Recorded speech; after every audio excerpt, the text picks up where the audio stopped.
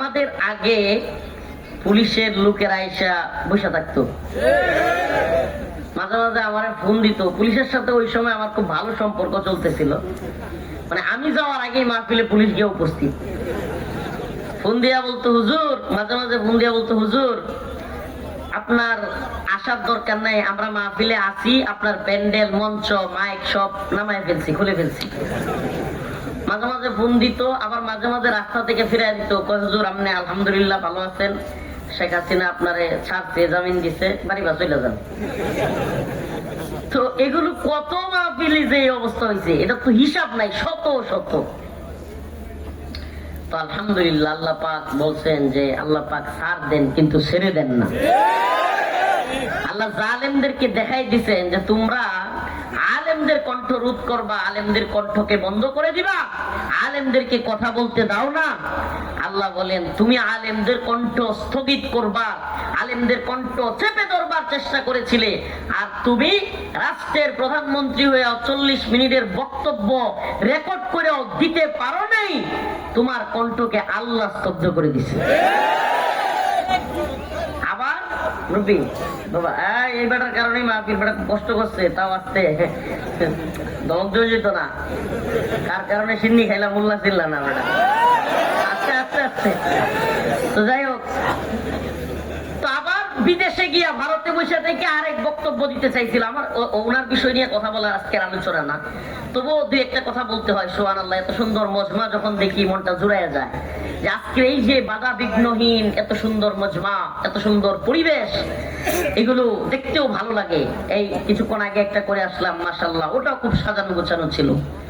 তো ওখানে গিয়া বক্তব্য দিছে না, সরি বক্তব্য দিবে, এটা নাকি বাংলাদেশে প্রচার হবে, আপনার মনে আছে কিনা? এক বক্তব্য দিতে গিয়া গদি শেষ, পালাইতে হয়েছে। আরেক বক্তব্য দিতে গেছিল বাপের বাড়ি শেষ। আল্লাহ বলে তুই আর বক্তব্যই দিস না, তোর কথা এত ঝামেলা, যেখানে বলিস খালি এখানেই ঝামেলা তৈরি হয়। আল্লাহ তাআলা এদেরকে হয় হেদায়েত দিক, নয় ধ্বংস করে দিক। আল্লাহ তাআলা এদের যেগুলো বান্দা, সরি এদের যেগুলো দলের লোক আছে, এগুলোর প্রত্যেকটারে আল্লাহ হয় হেদায়েত দিক, বুঝদান করুক, নয় ধ্বংস করে দিক। প্রিয় ভাইরা আমার, বন্ধুগণ আমার, আল্লাহ তাআলা এই মজমাকে কবুল আর মঞ্জুর করুক, বলেন আমিন। আমি আপনাদের সামনে সূরাতুল মুমিনুনের প্রথম দিকের 5-6টা আয়াত তিলাওয়াত করেছি। খুব বেশি করে এই আলোচনা করবার চেষ্টা করতেছি। এই উম্মতের মাঝে আমরা যখন দেখি হাজারো জনতা, হাজারো যুবক আমাদের দিকে তাকায় থাকে, এই দীর্ঘ 12টার পরেও অপেক্ষা করে, তখন আমরা আল্লাহর কাছে একটা দায়বদ্ধ হয়ে যাই। দায়বদ্ধ, এই জন্য আমাদের নামও দায়ী।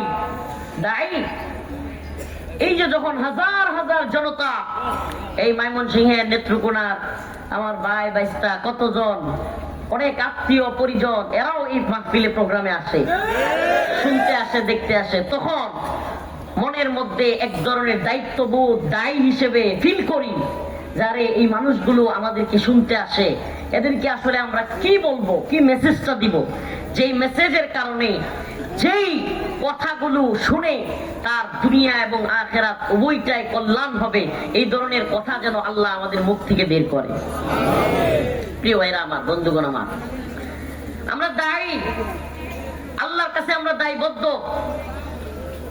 ইন্নাল্লাযীনা ইয়াকতুমুনা মিন আহলিল কিতাব, আল্লাহ তাআলা বলছেন যারা কিনা আল্লাহর কুরআন পায়াও সুস্পষ্ট, বাইয়িনাতি ওয়াল হুদা মিন বাদি মা বায়্যানাহু লিন-নাস, সুস্পষ্ট বর্ণনা সহকারে আল্লাহর কিতাব পাওয়ার পরেও ইন্নাল্লাযীনা ইয়াকতুমুনা, যারা এই কিতাবের কিছু কথা গোপন করবে, নাউযুবিল্লাহ, আল্লাহ বলেন উলাইকা ইয়ালআনুহুমুল্লাহ, এরা আল্লাহর পক্ষ থেকে লানত-প্রাপ্ত। তাইলে আল্লাহর কালাম লুকানোর কোন সুযোগ আছে? বলেন আছে? যখন যেই দল, যেই নেতা, যেই পথভ্রষ্ট নেতা হোক, যে কেউ হোক, যদি ইসলামের বিরুদ্ধে, আল্লাহর বিরুদ্ধে, কোরআনের বিরুদ্ধে অবস্থান নেয়, তখন যারা কোরআনের দায়ী, আমরা যারা আছি, তাদের উচিত নয় কি যে এই সমস্ত নেতা, এই সমস্ত দল, এই সমস্ত সরকারের বিরুদ্ধে কথা বলা? আমি আপনাদেরকে একটা কথা বলি, সালফে সালিহিনের ইতিহাস, সালাফদের, আমাদের আকাবিরদের ইতিহাস ছিল, যখন যে সরকারি ছিল তারা সব সময় ওই সরকারের সরকারের সমালোচনা করতেন, সমাজের সমস্ত সরকারের বাজে কাজগুলো, অন্যায় কাজগুলো, জুলুম কাজগুলোর বিরোধিতা করতেন। তারা কখনোই সরকারের পার্ট হন নাই যতদিন না পর্যন্ত শরিয়া অনুযায়ী রাষ্ট্র ব্যবস্থা না হয়েছে। জয়টা ইমাম, জয়টা মাযহাবের সমস্ত ইমামগণ তার সময়ে সমস্ত জালিম বাদশাদের জেল ওনারা আবদ্ধ হয়েছেন। ইমাম নুমান বিন সাবিত আবু হানিফা রাহিমাহুল্লাহ তৎকালীন সময়ের বাদশার জিন্দানখানায় যেতে হয়েছে। ইমাম আহমদ বিন হাম্বল খালকে কোরআনের মাসআলায় ওনাকেও কারাবরণ করতে হয়েছে। প্রত্যেক দিন এত বড় যুগের ইমাম, এত বড় ফকিহ, এত বড় আলেম, ওনাকে প্রত্যেক দিন 70টা বাতার চেয়ে বেশি আঘাত করা হতো, বেত্রাঘাত, বেত দিয়ে আঘাত করা হতো।